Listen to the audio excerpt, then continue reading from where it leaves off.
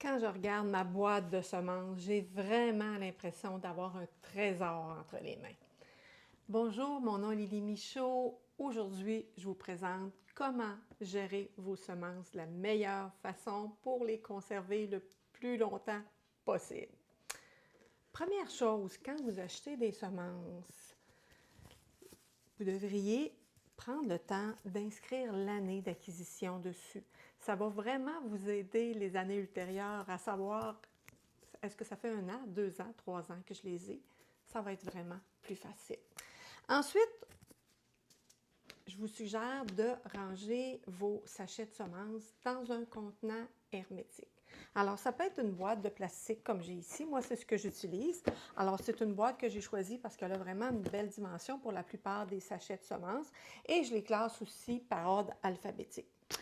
Ça peut être une boîte de métal, comme ici, hein? C'est une boîte de biscuits recyclés, récupérés. Alors, ça peut être intéressant d'utiliser une belle boîte comme ça.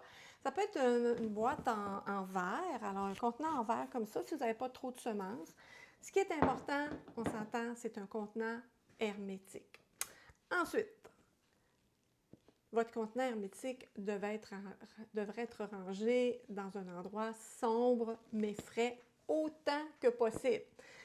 Si vous avez de la place au réfrigérateur, bravo, mettez ça au réfrigérateur. Ce n'est pas toujours évident de mettre une grosse boîte comme ça. Mais ce qui est important, c'est d'être loin d'une source de chaleur, loin des rayons du soleil aussi, dans un endroit où il y aura peu de variations de température. La cuisine, ce n'est pas le meilleur endroit finalement. Éloignez-vous de la cuisine. Donc, peu de variations de température. Ça veut dire que ça exclut aussi, bien sûr, le cabanon, le garage. Ce n'est pas des bons endroits pour conserver nos semences. Donc, conserver dans des bonnes conditions, dépendamment des variétés, bien sûr. Les semences peuvent se conserver entre 2 et 10 ans, parfois plus. Personnellement, mes semences de tomates, je les conserve facilement durant 10 ans. Si vous avez des doutes sur la viabilité de vos semences, je vous suggère de revoir ma vidéo sur le test de germination pour pouvoir évaluer vos semences avant d'effectuer vos semis.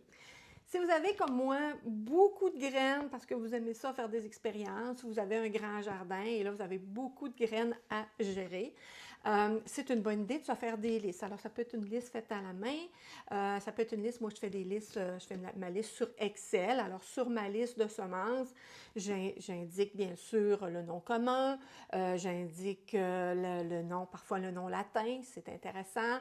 J'indique bien sûr la variété, des caractéristiques comme la couleur, la grosseur, dans le cas des tomates, entre autres. Bien sûr, j'indique le nom du semencier d'où la graine provient. J'indique l'année. Et là, je pourrais continuer.